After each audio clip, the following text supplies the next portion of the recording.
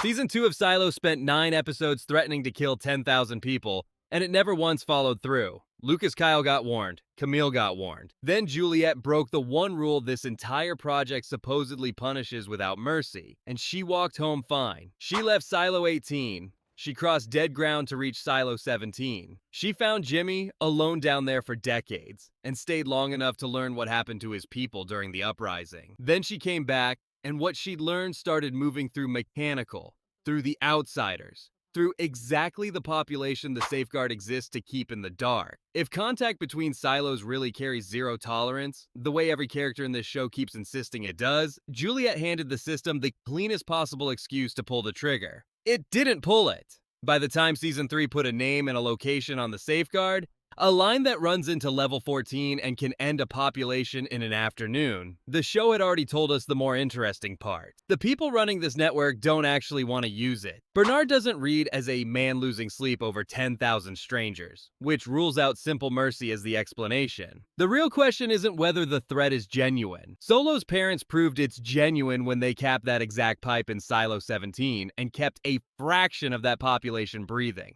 The question is why an intelligence willing to gas an entire silo keeps declining to, again and again, at the exact moments the story hands it a clean justification. It shows exactly how it spends its options, once real pressure hits. Camille loses her grip on Judicial, and instead of the pipe, the algorithm leans on her harder and keeps propping her up whenever the pressure starts breaking her down. Rebellion spreads faster than Judicial can contain it.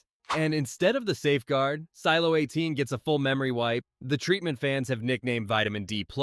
Wiping 10,000 memories is not a clean solution. Someone still has to run the generator the next morning. Someone still has to grow the food. A dead silo needs none of that. A silo that's just had its memory reset needs all of it, immediately. From people who are confused and frightened and still very much alive. That's a strange amount of effort to spend protecting a population the system supposedly treats as disposable. Then there's Juliette's negotiation, maybe the strangest beat of the whole season. She asks to go back to Silo 17. For a rule sold to every character as automatic and absolute, the algorithm suddenly finds room to bargain. It hears out her offer to return to the memory drugs once the trip ends. It considers drugging the children. It listens when she offers to stay behind and send 2 people in her place instead. That's how you treat someone whose cooperation you still need, weeks after she proved the containment rule could be broken. There's a simpler explanation floating around for all of this, and it deserves a fair hearing before we throw it out. 10,000 trained workers are valuable in any version of the Silo project, theory or no theory. So maybe Vitamin D Plus is just the preferred first option, and the safeguard stays parked as a last resort. That holds up fine on its own. It stops holding up once you look at what the algorithm is willing to spend to avoid using the safeguard at all. Propping up one struggling administrator through a slow breakdown is not standard procedure. Negotiating drug schedules with a woman who has already broken the containment rule once is not standard procedure. Those are the moves of a system managing a shortage. The show's own mythology starts lining up with the books at exactly this point. Bernard has spent this entire season operating on one number. How many silos are still populated? He's been told it's a small loss, a handful gone dark out of a much larger network, which makes Silo 18 one replaceable piece of something bigger. That number is doing enormous work. It's the reason Bernard can order threats against 10,000 people without flinching. It's the reason Camille keeps enforcing a rule she's clearly afraid of. It's the reason Juliette keeps negotiating instead of just calling the bluff outright. But the show has already trained us to distrust exactly this kind of number. Remember the cafeteria wall. For most of Season 1, it displayed a false version of the outside. Calm skies over a dead landscape. Until Juliette's own helmet camera proved the grim image had been true the whole time, and the pleasant one was the lie built to keep people compliant. Silo has used a manufactured picture to control behavior before. There's no reason to assume Bernard is looking at anything more honest. The books eventually lay out the original deal behind the whole Silo project, something the show has only gestured at so far. Silo 1 was the one facility genuinely designed to last. The other silos were never meant to run forever beside it. They were built as a controlled drawdown. Populations meant to be thinned and shut over generations until only the administrative silo remained. If that's the real math sitting under this world, a safeguard that kills a struggling silo is just the machine completing a job it was built for from day one. Bernard doesn't need to know that history to be shaped by it. He just needs to believe there's still plenty of network left to absorb the loss of Silo 18. Take that belief away, and every order he's given stops sounding like management. It starts sounding like a man talking himself into ending the one population his project can no longer afford to lose. The actual damage this network has already taken makes Bernard's number even harder to trust. The algorithm has admitted that 6 separate silos went through full memory resets, meaning 6 populations had their history erased in an attempt to hold on to control. Silo 17 wasn't reset. It nearly died completely, and Jimmy spent most of his life alone in the wreckage before Juliette found him. That's confirmed damage, not speculation, and it's damage Bernard has to take entirely on the algorithm's word for how far it extends. The one system with a motive to keep that number sounding small is the same system reporting it to him. What Jimmy actually went through is the clearest evidence of what damage means here. He spent decades alone down there. The lower levels of his silo flooded, almost everyone he grew up with gone. That's a population erased almost completely, inside a network Bernard believes is still mostly intact. If Silo 17 is what "a small number gone dark" actually looks like on the ground, the phrase is doing a lot of comforting work for something considerably uglier. None of this proves the algorithm is lying to Bernard specifically. It proves the show spent an entire season building every condition that would make a lie like that necessary, and then declining to pull the one trigger that would settle the question for good. Season 3 didn't waste time complicating its own board.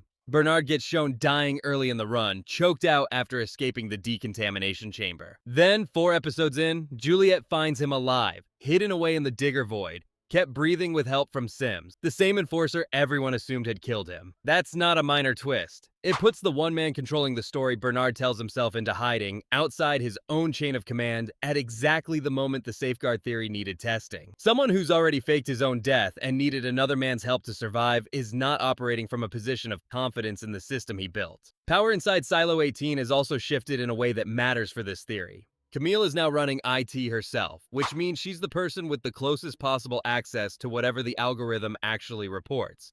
Closer than Bernard ever let anyone get while he held the job. Sims, her own husband, is the one keeping Bernard alive and hidden from the very council he used to answer to. That's a small circle of people who each know a different fraction of the truth, and none of them appear to know the same fraction as the others. A system built on one clean, consistent lie doesn't usually survive that kind of fracturing for long. The season has also been spending real time in the before times, following Daniel and Helen as they chase down a Pentagon contact while getting threatened into silence by whoever built this network in the first place. That timeline exists to answer a different question, how the world actually ended, but it keeps reinforcing the same point this whole theory rests on. The people who designed the Silo project were comfortable lying to the public at a massive scale from day one. Secrecy is the operating system in this story, present since before the first silo was ever sealed. The show has also stopped being coy about what the safeguard physically is. Juliette and Solo track it down themselves. A line running into level 14, built to flood a silo's air with poison fast enough to kill everyone inside before anyone understands what's happening. When Juliette puts that in front of Bernard directly, he doesn't deny it. He confirms it. So, the mechanism the books in the early seasons could only imply through Silo 17's capped pipe is now sitting on screen, undisguised. That closes off one layer of guesswork.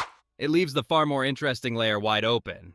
How many populations are actually left for that pipe to be used on? That's where Walker's radio work stops being a side plot. The show has now confirmed that every one of the 50 numbered silos was issued matching radio equipment, each tuned to its own frequency, with Silo 1 monitoring across all of them. Bernard is the one who shows Walker how to retune her set to actually catch those channels, which means the man supposedly protecting an inflated number just handed someone the tool that could expose it. Whether that's carelessness or Bernard already looking for a way out of his own lie is exactly the kind of question this show tends to sit on for an entire season before paying off. Orla Kent's death fits the same pattern on a smaller scale. Officially, it happened during a mine fumigation accident. It wasn't an accident, and someone inside Silo 18 was already comfortable dressing up an inconvenient death as routine paperwork before any of this radio business even started. Scale that same instinct up from one body to an entire population count, and the safeguard theory stops sounding like a stretch and starts sounding like business as usual for this particular system. None of this is confirmed yet. The show hasn't put an exact number on screen, so everything here stays a theory built on a pattern rather than a proven fact. That pattern is repeated and confirmed on screen again and again.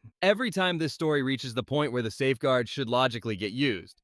It reaches for something smaller instead, and it's held for Lucas, Camille, Juliette, and an entire rebellion it chose to erase rather than end. Showrunner Graham Yost has talked about how deliberately that Season 2 cliffhanger was built, describing the moment the algorithm asked Lucas if he understands what the safeguard means, as one meant to land as a real lethal threat rather than an empty one. That's worth holding on to, because it cuts against the reading that the safeguard itself is fake. Solo's parents already proved otherwise back in Season 2. What's fake, or at least unverified, is the number Bernard is using to decide how expendable his own 10,000 people are. This show is adapted from a finished trilogy, so the shape of the answer already exists on paper even if the show rearranges how it gets there. The books eventually spell out that the original plan behind this whole project treated survival as something reserved for the administrative silo alone, with the rest of the network scheduled to be wound down once it had served its purpose. A show that stayed this close to its source material for 2 seasons isn't likely to abandon that architecture now. If anything, the closer Silo 18 gets to understanding its own value, the closer the story gets to the part of the books where that original math finally gets challenged instead of quietly enforced. 51 silos were built into this network on paper,